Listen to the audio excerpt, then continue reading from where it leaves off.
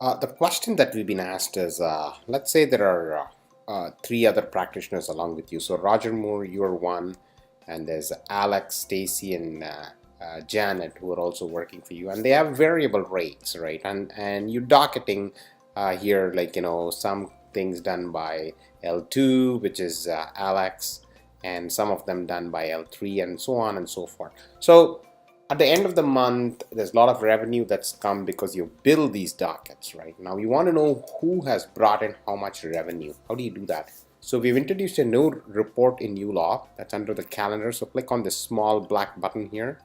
Under action, there's one called revenue by employees. Now this is not revenue based on projected dockets. These are on invoice dockets. The dockets have to be actually invoiced. So if you do that, and you select a date range, I'm just going to pick the past 14 days and click download. Now you see that this report, if you look at it, it outlines for the past few days how many dockets are there and who has been docketing. Like for example, it first lays out Alex's dockets, then Janet's, and then Roger's, and then more of Roger's, and then Stacy's. So it lays it out person by person, what have they done and how have they done it. But the most important one is the last sheet.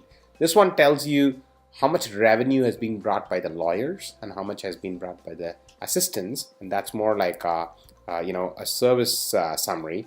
But the service provider summary is very important because it tells you for every of the lawyers how much did they estimate, how much did they actually bill, and what's the revenue that they bought, so you can accordingly pay them. So here, Alex brought in $50 in this period, Janet brought in $134, while Stacy brought in, and these are revenue that's actually been already generated, and these are the dockets that have been already invoiced. To summarize, so under the calendar panel, the small black button under the action menu, you're already aware of several things that you can do here, timesheets, client summary reports, revenue reports. Now we have a new one called revenue by employee.